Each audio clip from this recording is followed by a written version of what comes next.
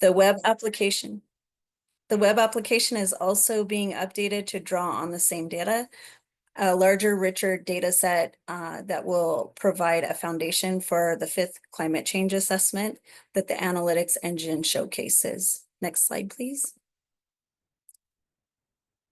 The new climate-related data products find their way into our California demand forecast, which is central to the state's energy planning, including resource procurement and transmission planning. As I just mentioned, we're transitioning away from the use of historical data to downscaled localized model outputs. The new data set contain all the weather statistics CEC forecast models require, including temperature, dew point, precipitation, heating and cooling degree days, and more. This will allow CEC forecasters to use climate impacted inputs directly and allow them to evolve over the forecast horizon. Currently, we are using the climate data in place of 30 years of weather history to set a present day benchmark for normal levels of peak day temperature, as well as heating and cooling degree days. We're also using the data to establish long-term average warming trends and their associated impacts to annual energy consumption or demand. For future forecasts, we will consider the use of this data directly in our hourly forecast and consumption profiles.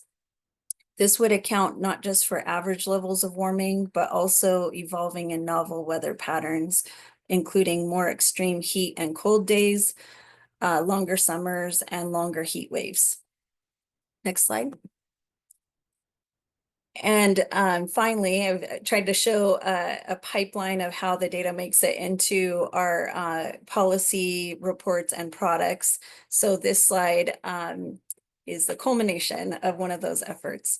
The CEC, California Air Resources Board, and California Public Utilities Commission are working now on the next SB 100 report, which is due to the legislature in January 2025. The report will explore scenarios and portfolios that will help our state achieve the 2045 goal to have 100% of retail sales provided by renewable or zero carbon resources. And that's electricity. I didn't say electricity. So the plan incorporates existing strategies to reduce emissions that contribute to climate change.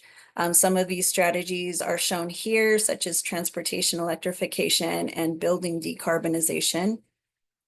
The plan accounts for anticipated impacts of climate change, starting with our demand forecast as the foundation for modeling and modeling changes to resource availability over time. The plan also performs analysis to better understand long-range risks. So we model multiple scenarios that consider variation in adoption levels for distributed energy resources like battery storage and distributed solar, location of resources, and then the prioritization of those resources. For the 2025 plan, the joint agencies will also consider the non-energy impacts and social costs of the scenarios. And ultimately, the plan informs broader energy planning venues, such as the California Independent System Operators 20-year transmission outlook, resource procurement planning, and complementary efforts like CNRA's Natural and Working Land Climate Smart Strategy. And with that, I will hand it off to, is it Elizabeth? Our next presenter. I think now it's Cassie. Now it's me.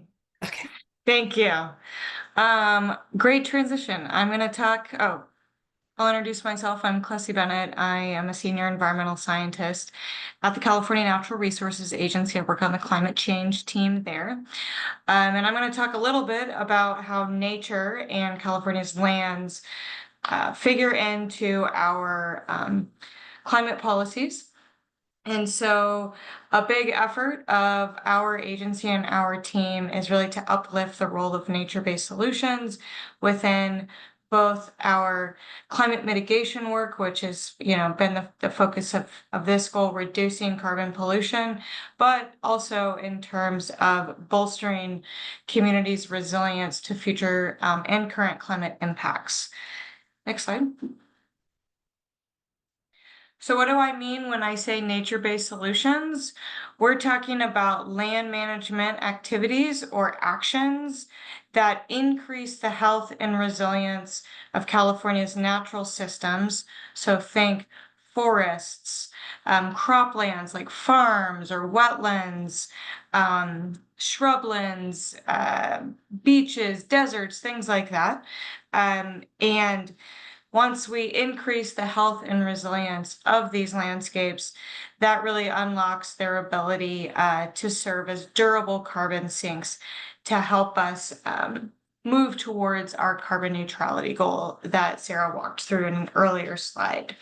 So some examples of nature-based solutions would be things like forest health practices, so prescribed fire or cultural fire undertaken by California Native American tribes, or things like wetland restoration or healthy soils practices like cover cropping or compost application.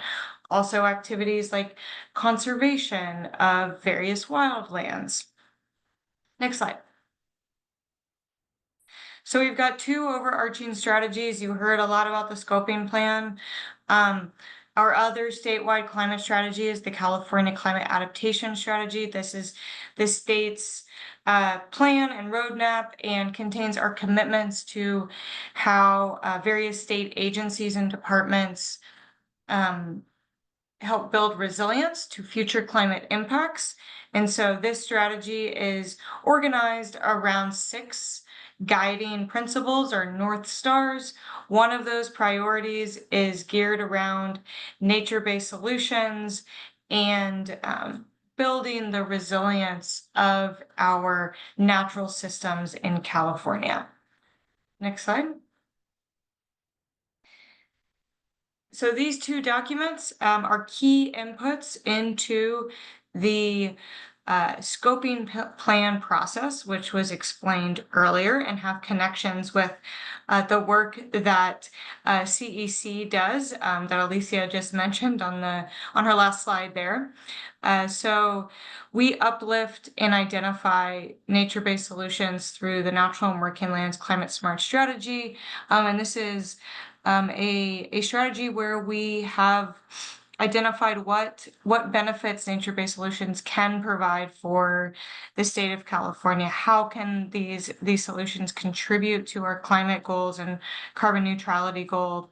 And we, through the development of this strategy, identify what are the priority nature-based solutions that we want to see across California. And we undertook a long public process in 2021 and 2022 to develop the first iteration of this strategy, and we are now in the midst of updating it, and we'll have an updated Natural and Working Lands Climate Smart Strategy next year in 2025. The other document included on this slide are California's nature-based solutions climate targets. These were called for by Assembly Bill 1757 that was passed in 2022, around the time that the scoping plan was finishing up.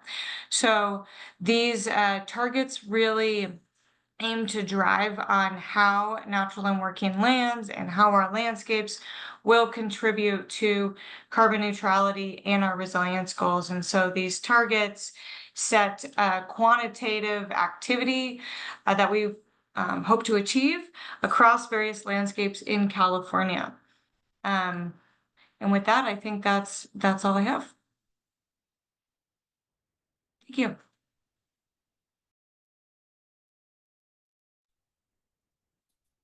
I think I'll pass it to Elizabeth now. Thanks, Classy. Thanks, Sarah Jo. I'm Elizabeth Betancourt. I'm the Natural and Working Lands Policy Advisor for the California Department of Conservation.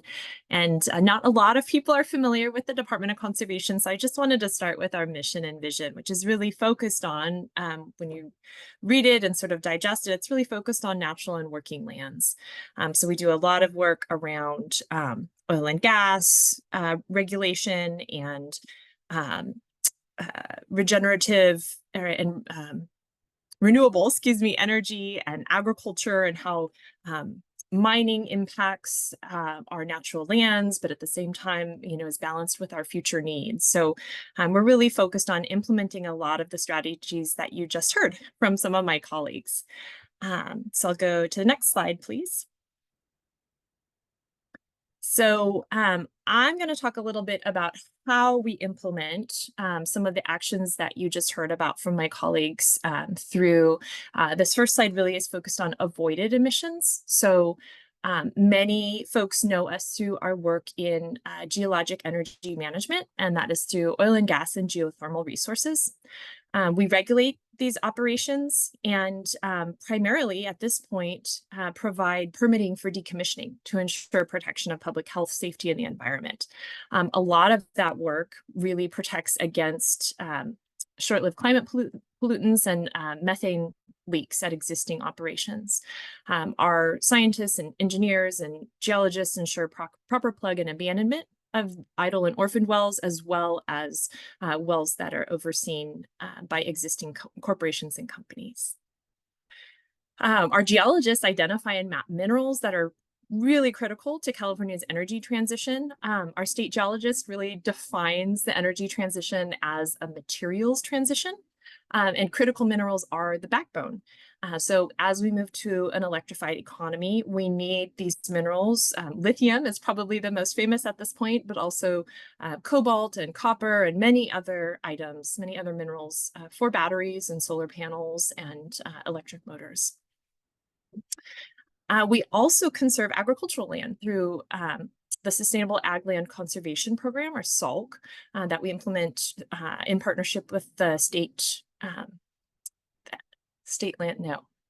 Sustainable Growth Council, excuse me, and conserve that land to ensure local food and of course habitat, but also to minimize sprawl and contribute to densification of cities to encourage public transportation and many other climate smart activities.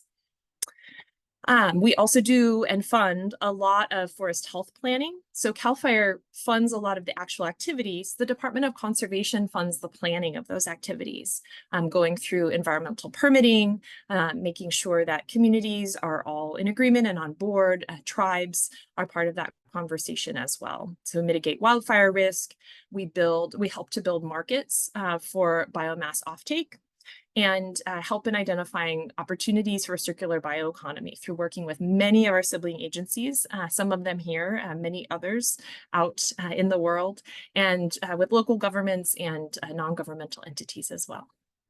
Next slide. And we also achieve our mission through sequestered emissions. AB 905, which we're implementing in partnership with the Air Resources Board and others to implement a geologic carbon sequestration program in California. That includes planning for governance and regulation of that marketplace, as well as identifying the risks and mapping opportunities for carbon capture and sequestration, or geologic sequestration. We have a program providing incentives for carbon negative bioenergy, which directly implements components of the scoping plan. And have just started conversations exploring a biochar market. So in addition to geologic sequestration, biochar from organic waste products, like from forest health treatments or agricultural byproducts, can be turned into long-term carbon sequestration through biochar. And then also, of course, mitigation of climate effects is an activity that we implement as well. Our California Geologic Survey has models and maps to support communities planning for debris flow hazards, to mitigate those hazards and maybe prevent important building construction or home construction in those spaces, or at least adaptation to those risks. And then, of course, the forest health work planning that we fund can help protect communities from wildfire. And again, helping to implement the scoping plan through mitigated wildfire emissions. I think that's it for the DOC slides. Thank you, Sarah Jo. Thanks so much, Elizabeth and Alicia and Classy. Really great to hear those presentations. So now we are going to hopefully hear from lots of our participants today. So we'll move to taking comments from everybody who would like to make them. So if you would like to share feedback or ask a question, please use the raise hand function, which should be located on the toolbar at the bottom of your Zoom window, as shown here. When a staff member calls your name and activates your audio controls, please click the unmute button and proceed to introduce yourself and provide your comment. As a reminder, we are limiting comments today to 3 minutes to accommodate as many people as we can.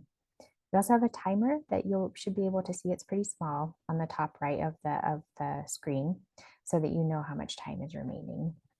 And with that, I will now pass it to my colleague, Isaac Wilkins, who will be facilitating the public comment session.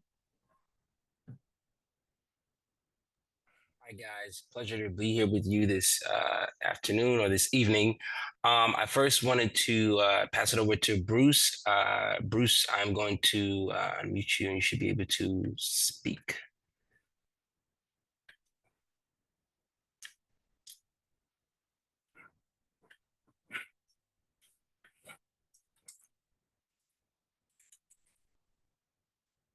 Bruce, do you have an opportunity to do that? Yes.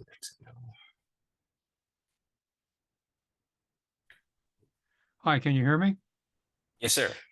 Okay, I have a couple of comments. First off, you presented a very complex and required view of the entire process. What really has to happen is these pieces have to work together. The other thing that's important is we have metrics, so we know when we're on track for certain things and what we can do. I mean, we have a 2045 goal, but there are a lot of sub goals underneath it that we need to address. So the degree to which we can enumerate what it is we're doing and figure out how we get these people to work together and understand how things work together will be important towards the overall success of the program and of our planet. Thank you, Bruce. Those are very good points. I just took a couple of notes on those. Appreciate the comment.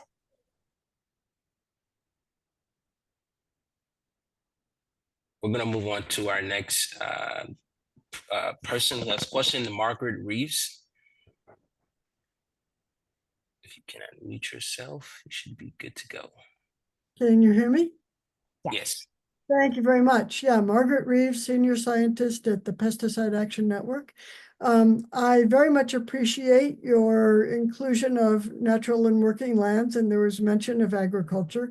My question for you is, what is, because it wasn't listed there, the role of CDFA, the Department of Food and Ag, because agriculture not only has the opportunity to reduce greenhouse gas emissions, but also mitigate greenhouse gas emissions through carbon sequestration, et cetera. So I'd love to hear if anybody has a response to the role of agriculture in actually mitigating climate change. Yes, thank you. Thank you, Margaret. So I will say that so the CDFA is a part of our state agency CPRG task force, and they have been really involved in all of our CPRG deliverables to date. So I think that they did their own process and submitted a couple of actions for our priority climate action plan. I think it included healthy soils and maybe methane mitigation on dairy farms. And so we will continue to work with them both on the mitigation side and on the, the capacity of our agricultural lands to store carbon as well. So that point is well taken. And while they couldn't be here tonight, they are definitely part of our team for the CCAP. Thank you very much. And I just want to put a plug in for organic and regenerative agricultural practices that reduce the use of fossil fuel derived pesticides and fertilizers. Thank you. Well noted. I'm going to make a note of that right now. Thank you.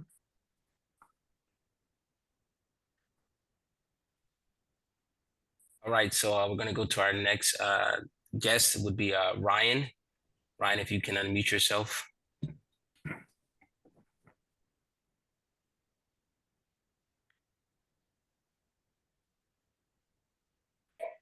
Hello, can you hear me? Yes. Yes, sir. Hi, my name is Ryan Stehas. I am with UCR. I am currently working on the climate assessment for our inland desert regions. And I just had a quick question. first off, like I'm new, I just got hired on, so I'm really excited to be here, and I'd like to say thank you guys for all your time and effort today. I really appreciate it. Your guys' presentation was really informative. But you guys were mentioning your partner types earlier with your guys' climate action plan, particularly the tribal nations. Is there a list of projects that that our various partner types are working on? That is a good question. We do not have a list of the active projects that tribes are working on. The process that we go through to engage with tribes is a formal consultation process. And so we welcome them to share anything that they want to share with us, and including if they want to include any of their priorities or their specific programs in our plans. And so we'll continue that process for the CCAP, but we don't have their comprehensive list right now, but we might have a better idea of it as the next year unfolds. Thank you, appreciate it. Got it, thank you. So we'll move on next to Catalina Gonzalez. If you can please unmute yourself. Hi, everyone. I'm Catalina Gonzalez. I'm based in Southern California. Yeah, I'm a resident of California. I also work as a researcher and advocate with a group called the Center for Progressive Reform. We've been learning more and sharing information about the role that CARB's Environmental Justice Advisory Committee has had in its scoping plan process. We're also aware that EPA's Climate Pollution Reduction Grant Program has specific requirements for environmental justice under its guidelines. And I guess like we're most familiar with the role that environmental justice communities have had in CARB's scoping plan. But I guess it's a question for the other agencies, like, and, you know, how are other agencies working with CARB or, you know, working within their own sector to include environmental justice, you know, principles and commitments that, you know, reflect the statutes that are required in California, but that also, you know, meet the guidelines of the EPA program. Yeah, just for clarity on how those those commitments and principles are being upheld. Yeah, thank you. It's a really good question. Similar to the plans that we presented, our work under the CCAP will also align with state statute surrounding environmental justice practices and the lessons that we've learned to date as a state within the various agencies about creating inclusive climate policy processes and outcomes. I think one of the differences to note is that the EPA has really specific guidance and resources to help, you know, states across the country and MSAs across the country incorporate meaningful engagement and other types of federally defined environmental justice practices into their CPRG deliverables. A lot of what EPA has provided is very much aligned with what we have done in California, what we've developed to date. And I think one of the other key differences is that for CPRG deliverables, we're using the federal definition of low income and disadvantaged communities. So this relies on data compiled at the federal level. So the CGEST tool and there's one other tool and I'm blanking on the name, but there's specific data sources that define low income and disadvantaged communities at the federal level. And it's different from the Cal EnviroScreen tool that, you know, is used to define in the low income and disadvantaged communities called for in statute. So there's a little bit of a difference there, but the majority of those communities do overlap. We did a check of that to see. So those are the big differences, but I think as a safeguard, I will say that, you know, the different state agencies are still following the same principles and guiding documents that guide our engagement on environmental justice. Does that help? Yeah, thank you, Sarah, so much. Yeah, just in addition, I want to highlight that our group, the Center for Progressive Reform, has a report coming out. It can be found on our site this week, later this week, highlighting, some of the challenges that environmental justice communities have had participating in climate planning processes. There's also a lot of strengths from California in that process as well. So I would just encourage folks to, there's specific recommendations there of how, we can make sure, we're improving upon that process. Great. Thank you. Thank Thank you for you. mentioning that report. We'll check it out.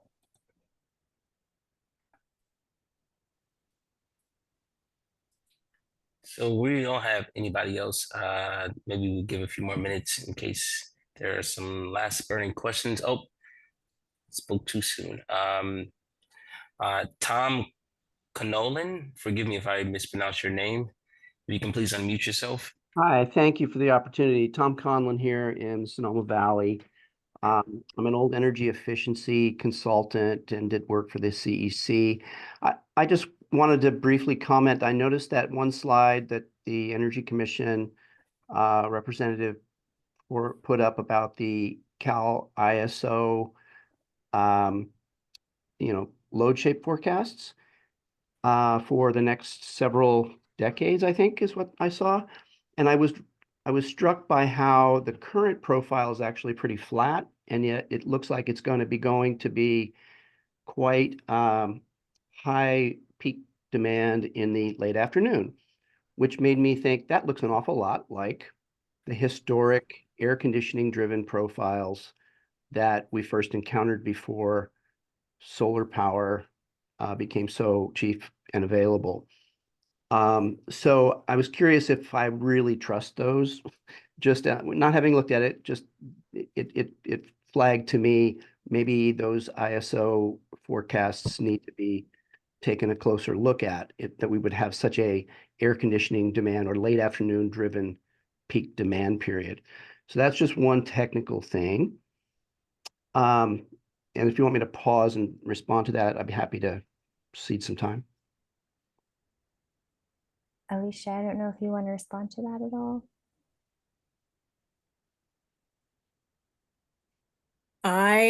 Okay, so the question was on the late afternoon increase in demand.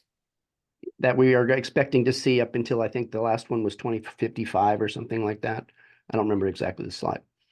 We are going to have some forecast workshops coming up here for our integrated energy resource planning effort. So I would probably direct you to those workshops where we can get into the details further. But I would just flag that as just why is the profile getting so different over time? So that's the general question that everybody can want to know the answer to, I think. Okay. That was the first fair observation. enough. The second thing has more to do maybe with the natural resources or other folks that are working in natural and working lands.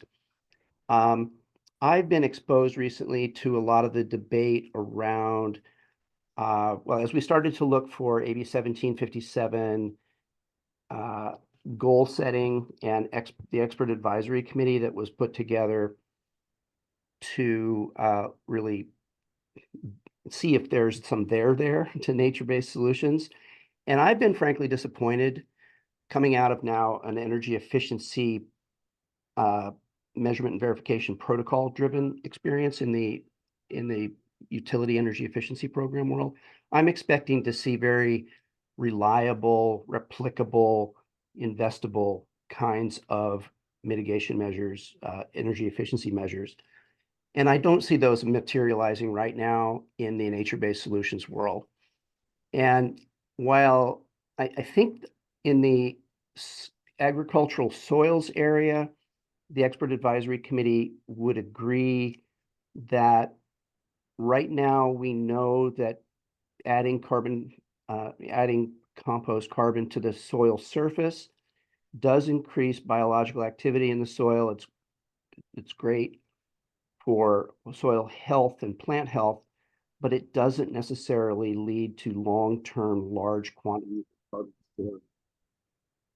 So I don't want to overspeak here, but I'm worried about that area, and I encourage everybody to pay close attention to the um, the rigor applied to measurement of nature-based solutions.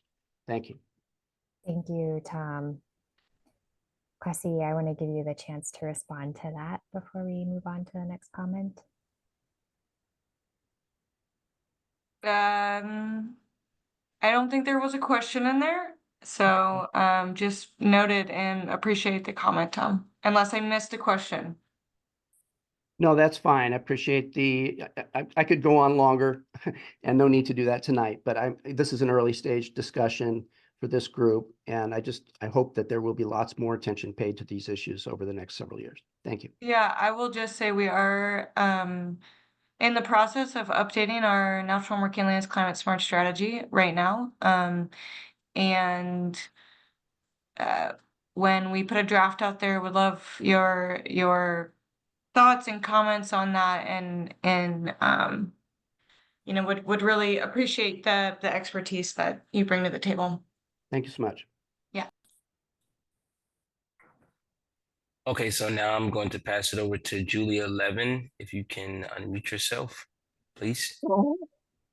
Hi, Julia Levin with the Bioenergy Association of California. I want to start by just thanking all of you. I'm so proud and grateful for California's leadership on climate change, as it has been for more than 2 decades now. I have a couple of different comments.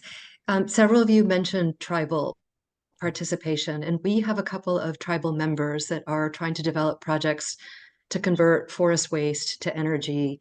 They desperately need more help from the state. They don't have the resources, the smaller tribes even, to apply for grants and to do some of the permitting work. So I think, much like some of the environmental justice communities, tribes really need more help with just the nuts and bolts. They want to do the right thing, but they can't do it on their own. My second comment is about the timeline for climate action. I totally support and was thrilled to see the focus on carbon neutrality by mid-century, but I also think it's important to keep track of the near-term goals, like short-lived climate pollutant reductions required by SB 1383. And I hope that the comprehensive plan has sort of short, medium, and long-term targets and not all about the long term, because the short-term targets are critical. We will have lost the war if we only focus on 2045 goals. So, and especially with short-lived climate pollutants. And then two more quick comments. I'm concerned about, and this is maybe for Alicia, the SB 100 modeling, because the SB 423 report on clean firm power completely omitted biomass. It projected 0 increase in biomass, and that really contradicts the goals in the 2022 scoping plan, the forest carbon plan, so many other state climate and air quality and even energy reliability plans. So I hope the Energy Commission will work with the Resources Agency, the Air Board, and other agencies to reconsider the role of non-combustion, waste-based, organic waste-based biomass. I'm not talking about incinerating trash. I'm talking about true organic waste that is sustainable and that can be converted without emissions hurting disadvantaged or other communities. It has an important role to play, and all of the state's climate plans have recognized that, and yet the SB 423 report really didn't recognize biomass. It did recognize RNG, although even there, assigned it an incredibly small role, and that contradicts all of the other state climate plans. So thank you again, all of you. Alicia, I know this is not your fault. Sorry to put you on the hot spot, but we got to get all these things better coordinated. Thank you. And I just wanted to say thank you for your comment, and encourage you to continue engaging in the SB 100 workshops and providing that input in that venue. Will do. Thank you so much, Julia. All those comments are incredibly thoughtful. It sounds like there's lots of years of experience behind them, so much appreciated, and well noted also on the tribes looking for capacity support for turning biomass into energy. I do think that is something that we are really actively working on. So there is an email address at the end of our deck. If you want to reach out to us and share, if there are particular tribes that might be interested in hearing from us or working from us, we would really welcome that.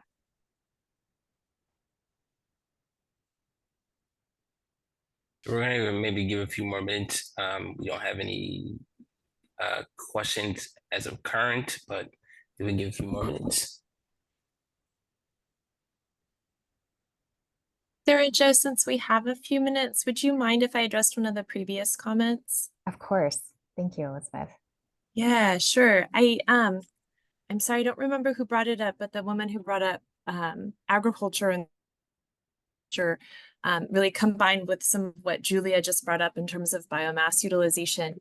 We have some really interesting projects developing in the state, turning organic waste again from agriculture, non-food agricultural byproducts or forest health byproducts into urea for fertilizers. The state imports something above 95% of the fertilizers we put on agricultural lands right now. And so potentially making that ourselves through a circular bioeconomy application could really bring more self-sufficiency to the state and keep our financial and other resources in the state as well, and make us more sustainable in the long run. So I just wanted to bring that up because I find that really hopeful and it's a really interesting development.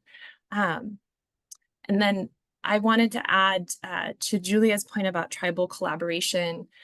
The Forest Biofuels program that the Department of Conservation ran, we had some really great tribal involvement in that program. And there is some exciting developments in tribal interest in biofuels. And what we found was useful because, we're not necessarily experts in developing biofuels, so helping them out on that level wasn't possible. But we could provide introductions to developers, not necessarily with any kind of recommendation, of course, but providing kind of introductory services so that they can see what kind of partnerships are available out there that would help them to develop the resources and capacity and workforce that they need to be operational in this space. So we ended up actually awarding 25% of our forest biofuels program funding to tribes, specifically because they had these successful collaborations. So just wanted to bring that up. Thank you. Thanks so much, Elizabeth. I'm really, really glad you jumped in.